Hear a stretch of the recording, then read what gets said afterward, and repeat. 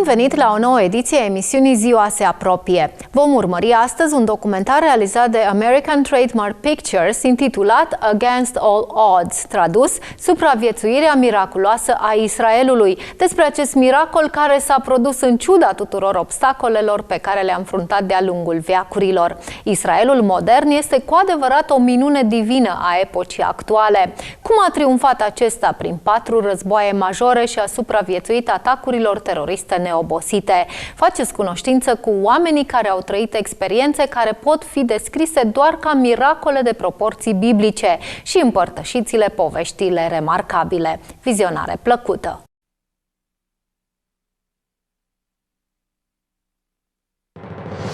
In the year 70 AD, Roman legions sacked and burned Jerusalem. Israel would remain a nation in exile for nearly 2,000 years. But in the aftermath of World War II, the people of the book returned home. Israel's rebirth and survival in the 20th century has often been called a miracle. Those who were there cite their own experiences as proof. I'm Michael Greenspan. I'm an investigative journalist. These are their stories.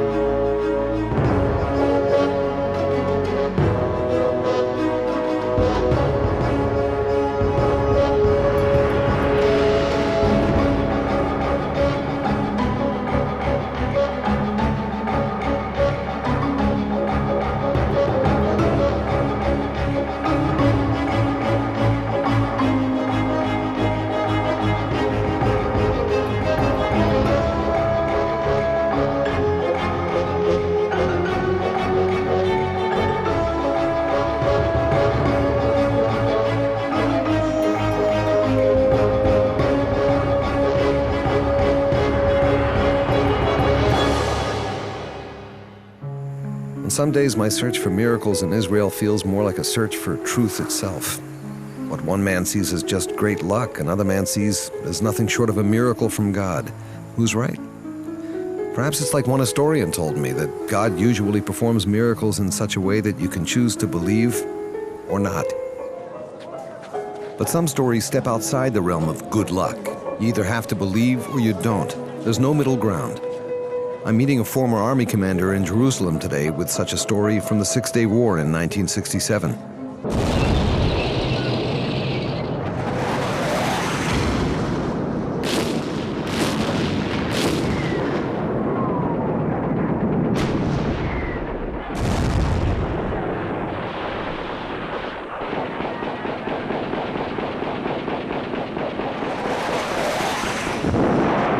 The Six-Day War, fought and won in just 6 days, has been called by some a true miracle.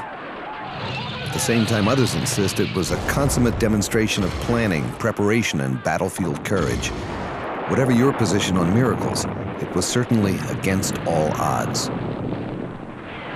8 years after the War for Independence, Israel had again faced its neighbors in war in the Sinai and won. 10 years had passed since the 1956 war, when storm clouds again began rolling across the desert. Throughout 1966, Jordan and Syria escalated attacks across their borders with Israel. Then on May 15, 1967, Egyptian forces moved into the Sinai.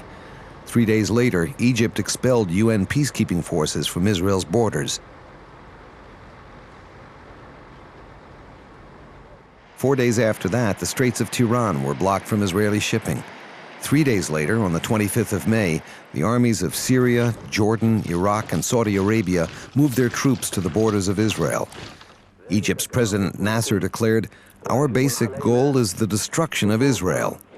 To carry out that threat, the combined arsenals of the 6 attacking armies amounted to more than 500,000 trained soldiers, over 3,000 tanks, and nearly 1,000 jet planes armed for attacking the Jewish state.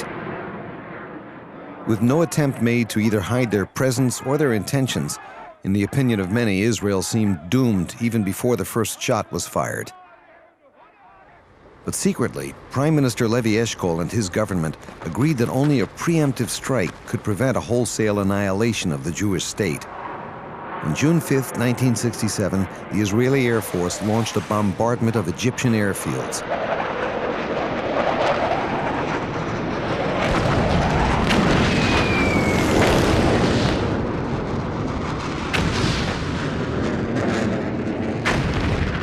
By the day's end, 298 Egyptian planes had been destroyed.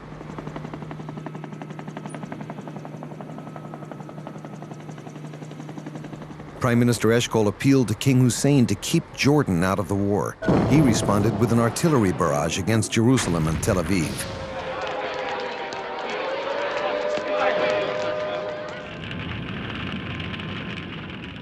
Among those determined to liberate Jerusalem for Israel's Jews was a young battle commander named David Yaniv. David, what were you doing here back in 1967? We came in here to find another route to come into the old city where we can use tanks. Because most of the operation was done by footwork, like paratroopers and so on. And we were trying to find a way where we can come in with tanks just in case. The scouting we did on the French Hill, looking down, because the roads were wider there, so tanks could come through. Of course, until the old city, that's when they narrowed again. חייך, יניב. חכה רגע, רוצים לנוח. יופי. בקצב הזה הסיור שלנו יסתיים אולי אחרי המלחמה. אל תדאג, דוד. העיר לא תברח. כן? ולא נראה לי גם שהמלחמה תסתיים עד הערב. יופי. אני רק מקווה שגם בני דודינו הירדנים חושבים כמוך. תגיד, אתה באמת חושב שהם יכניסו לפה טנקים? לא, אבל אם הם יחליטו... חבר'ה, לתפוס מחסה! הירדנים באים! מהר!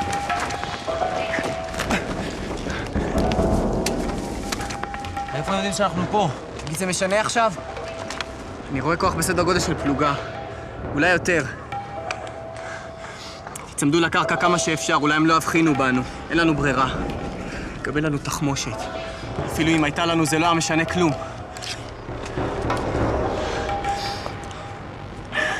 לא יהיה להם שום בעיה להשתלט עלינו ולקחת את כל הצילומים והרשימות. ליאור. כן. יש עליך רימון בחגור? כן. אם הם יתקרבו, תשתמש בו ותוודא השמדת המצלמה וכל החומר שאספנו. קיבלתי. יצחק, קיבלת? קיבלתי. لقد رصدناهم آخر مرة على التلة. يراقب ذلك المكان. سيدي إني أراه.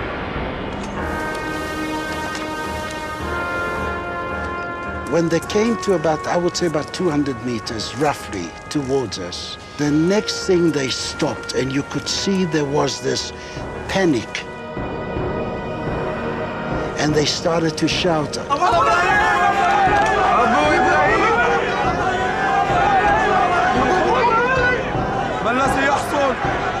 Abu Ibrahim, which in Arabic means Father Abraham. To us, it didn't mean a thing. We thought it's another Arab who came from the other side by the name of Ibrahim, which is a very common name.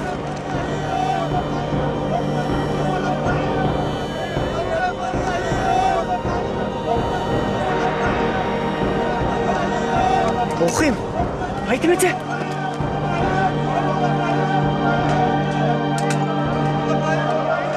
ברוכים!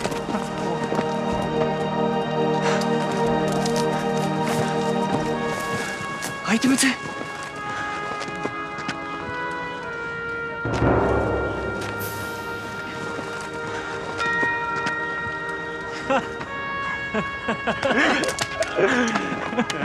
That really was unexplainable. But there was one Jordanian that was caught from that group. سأقول لكم الحقيقة، لقد رأيت إبراهيم ومن ورائه الملائكة حاملين سيوفا كبيرة. Firstly, we found ourselves outnumbered. Now they found themselves outnumbered themselves. And they just ran away. When the interrogators heard this story and when you heard it afterwards, weren't you a bit surprised? It sounds kind of unusual. I was a complete atheist. So I didn't look at it from a religious point of view or anything. I didn't even look at it as a miracle. I just looked at it, I said, I was happy I was alive. It was later on, the more I thought about it, the more I realized that that was divine intervention. How did other people react when you told them the story that you had actually witnessed a miracle, as it were? Well, you must remember, people who are not religious, and the Israeli society as a whole is a secular society. It's only a small percentage who are religious. And when you tell them the story, they said, yeah, you know, you can tell this to the Marines. But the more you thought about it, and the more you told people what you experienced, I myself realized that I literally lived a miracle. How do you tell the difference between acts of human endeavor and miracles? How do you define that term, miracle? If you believe, then there is nothing to define. If you trust and believe that there is a power that is beyond you, which I believe with all my heart is a divine power, namely God, you don't go any further. You don't have to go any further because you trust Him completely. Aryeh Yitzhaki is one of Israel's military historians. Aryeh, I've been hearing all these incredible stories of how, time after time, Israelis find themselves locked in battle in situations in which, by logic, they should be defeated, and yet they emerge victorious. Some of the stories are a matter of luck, a real luck, and you need luck in a war. Some of the other stories are a matter of professionalism, but some of them, I think 30% of them, are real miracles. Give me a specific example. In the Six-Day War, at the third night of the war, a big Egyptian division was in the way to Egypt again. They withdrew. The commander was Major General Yakut. In the division, there was 2 infantry brigades, 2 battalions of tanks, and some 72 artillery cannons. And on the road, there is 1 Israeli tank who's stuck. And the commander of the tank was Lieutenant Ovadia Yehoshua. So this one Israeli tank is all on its own? Yeah, he was alone. Then he saw the Egyptian convoy came from the east to west, to the Middle Pass. He began to fire on them. At the first shot, he burned the tank, Egyptian tank, and the second, another one, and he began to fight with them. He fought alone all the night with them and stopped them. After 5 or 6 hours, the commander, Ovadia, saw a general, Egyptian general, go through him with a white flag. And he came to him and they gave him water, and the general said to them, I am Major General Yakut, the chief of the Egyptian artillery and the commander of the division, and I want to go with you to captivity, you know. I want to see your commander, the chief of the brigade, the commander of the brigade. And Ovadia said to him, there is no brigade. I am only 1 tank. You are lying. It's impossible. I fight with 30 or 40 Israeli tanks all over the night. And told him, dear general, I am alone, you can see, alone in the desert. But where are all the other tanks? They are go to the middle? No. And he don't believe him. And then we take him to the camp prison in Atlit. And I came after the war to talk with the general. And I told him the story. And the general said to me, you are also lying like Lieutenant Ovadia. Where is all the battalion of tanks? And he don't believe us. It was a real miracle. For many, the Six-Day War in 1967 ultimately came down to the battle for Jerusalem. It is the most sacred place in Jewish history. The fight for its control was desperate and difficult. Once the war began to turn in favor of the Israelis, there was enormous international pressure not to attempt a capture of the old city of Jerusalem for fear of Muslim world retaliation. But Israel's history with this city could not go unheeded. There was more passion toward this conquest than any other battle line in the war. Israel had responded to an enemy bent on its destruction. One of those called upon to liberate Jerusalem became one of the war's greatest heroes. Yoram Zamush was a young paratrooper assigned to the capture of the Temple Mount. I met him in front of the western wall of the temple. Yoram, when you first heard that your unit was going to have the mission of breaking through into the old city of Jerusalem, how did you feel? Myself, maybe more than others, had a sense of longing for this city. To think we were about to finally fight in Jerusalem to liberate it. Remembering our parents, grandparents back in Auschwitz, this was the climax of their wishes. When we spoke among ourselves, we felt we were touching and even making history. It was not a very easy thing to get into the old city, was it? The Jordanians were waiting for us. We killed 80 of them during that first battle the night before we arrived ourselves inside the old city.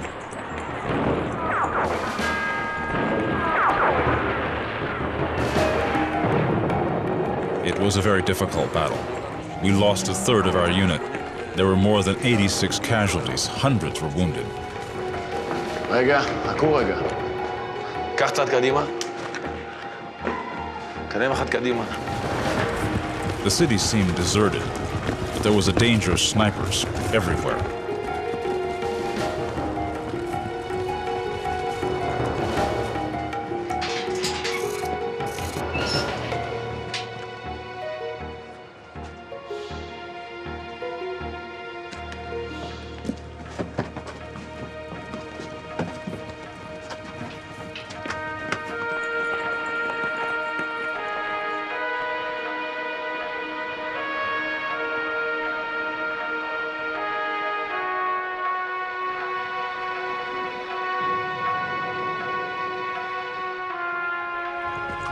The way to the Wailing Wall was through the green door, which we found locked. An old Arab man suddenly stepped forward and, speaking in Hebrew, greeted us. He said he wanted peace in the holy city.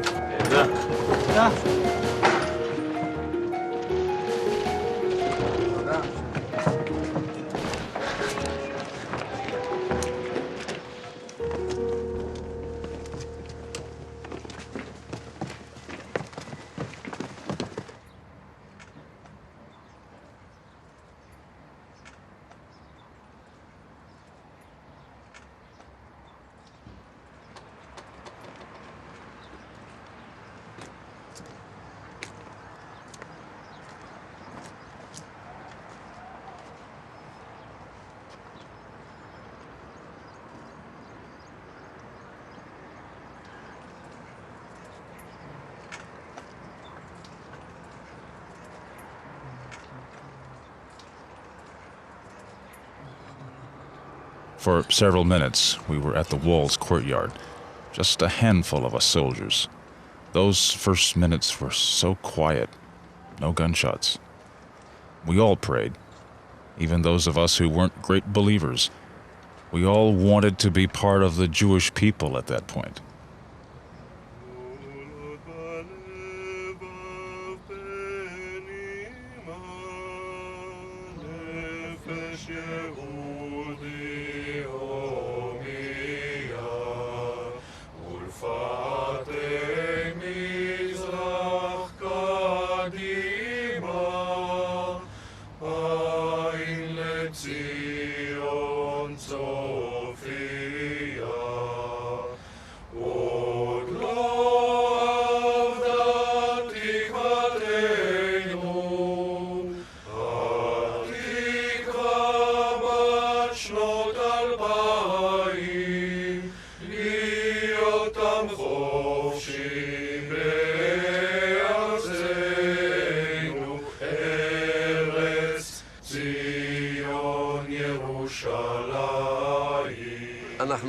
We were the messengers of the entire Jewish people throughout all generations. We haven't arrived at this point by accident.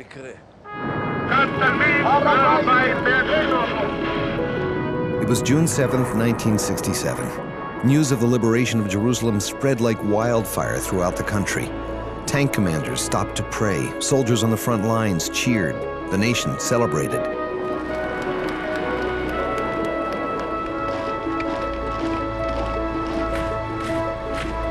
Around the world, faithful Jews and Christians alike wept for joy at the news that 200 centuries of prayer had finally been answered. One man who came to see for himself had a very special reason to thank God for this victory. He had been here before, exactly 19 years before, on another night, fighting another battle for this very same city. Ezra, 1948, you were a soldier in Israel's army, fighting for independence. Right. What happened to you? We were told that we were going to liberate the old city.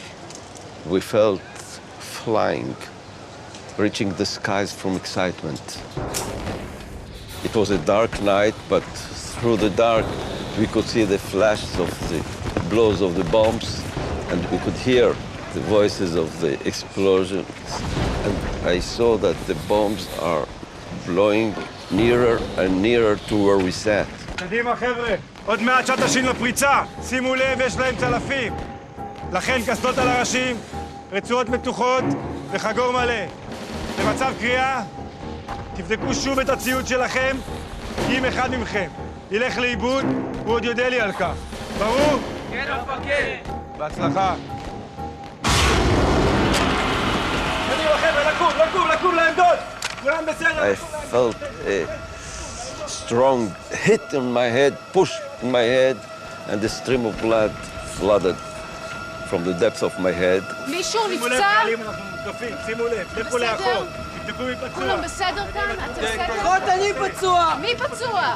And all that time, I understood my right eye had been blinded.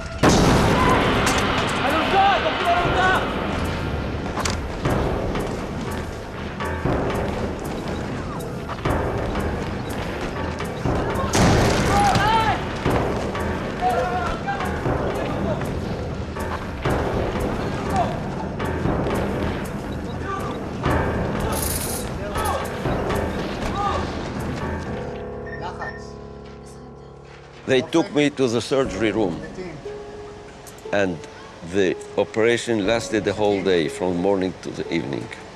And they saw they made big holes in my skull to clean it from all kind of broken bones. And later on, I found that it was not only bones, they had to take parts of the broken brain.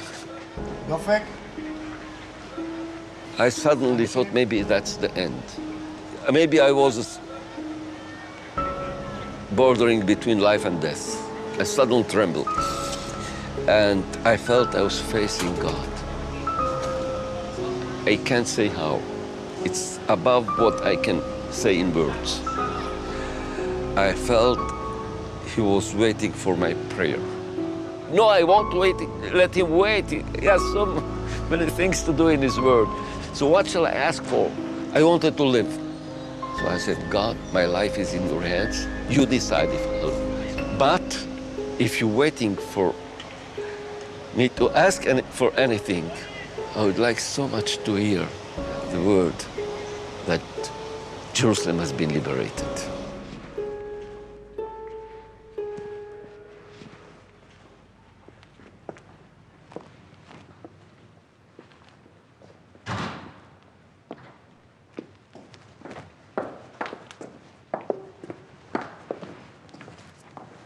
שמעת את החדשות? בדיוק כשהחיילים שלנו עמדו לשחרר את העיר העתיקה, הכריזו על הפסקת אש. לא שחררו את העיר העתיקה? לא. I can't imagine how hurt I felt. I got out, you know, with the time. I survived miraculously. I managed to get married, to have children, but I live in the other side of the wall.